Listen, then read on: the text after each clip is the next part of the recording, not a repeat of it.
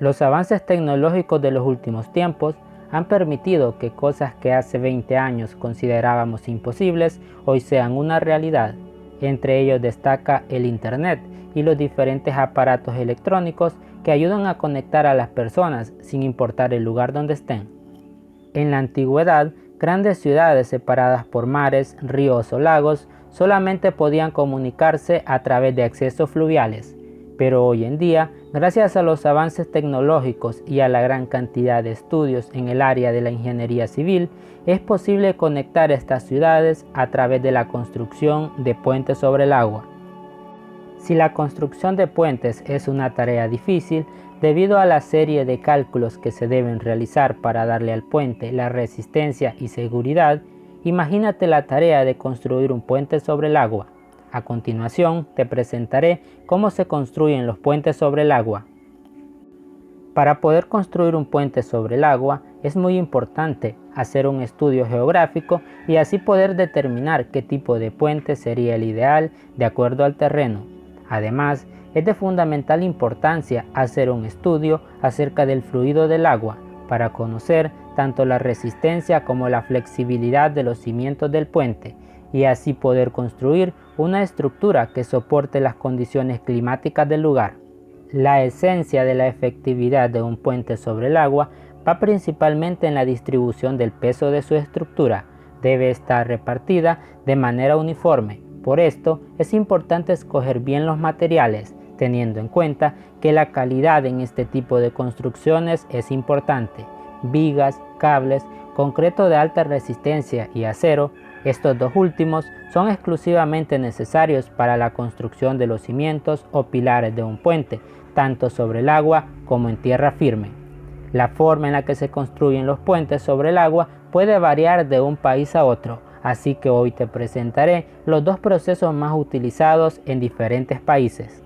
Número 1. Cajones de aire comprimido. Una vez que se han realizado los diferentes estudios, se debe determinar el tipo de concreto y acero a utilizar. El paso siguiente es la excavación del terreno, encofrar los cimientos. Este proceso se puede hacer mediante cajones neumáticos o cajones de aire comprimido. Estos cajones de fondo abierto están sometidos a una presión atmosférica que impide el paso del agua. Luego, mediante la utilización de tecnología especializada, se vacía el concreto. Para este método de perforación se necesita mucha mano de obra. Esta forma de perforación se usó a principios del siglo pasado. Fue idea del británico Thomas Cochrane y posteriormente utilizada para la construcción de puentes por Lewis sobre el río Mississippi. Otro ejemplo sobresaliente de cimientos de aire comprimido fue el del puente de Brooklyn. Se usaron cajones de 52 por 31 metros a una profundidad de 24 metros bajo el agua. Este método de construcción presentaba una serie de problemas debido a que se utilizaba mucha mano de obra, lo que facilitaba la producción de accidentes debido a la descompensación de algunos cajones.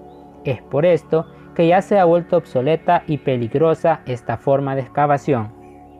Número 2. Ataguías. Una ataguía es una estructura generalmente provisional cuyo principal propósito es conectar el terreno e impedir, reducir o desviar la entrada de agua en una excavación. Se trata de construir un recinto seco, temporal y muy bien empleado, por ejemplo, en la ejecución de puentes, muelles, presas y en cualquier otro lugar donde se requiera trabajar en seco. El trazado de la ataguía con frecuencia termina formando un recinto cerrado, caso muy habitual en el caso de la construcción de cimientos de puentes en los ríos y mares. Sin embargo, puede ser construcciones no cerradas, como es el caso de la desviación de un río para construir una presa. En este caso de ataguías abiertas, no tiene sentido que su altura supere un nivel superior al de las orillas, aunque sí quedar por encima de la crecida ordinaria del río.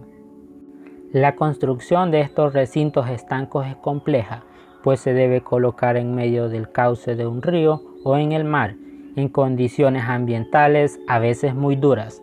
El proceso consiste en la perforación a través de maquinarias especializadas. Se coloca una armada de metal en el interior del fondo del agua, luego se perfora y habilita un pozo del cual a presión se extrae el agua para posteriormente vaciar el concreto. Posterior a retirar el agua, se llena de hormigón.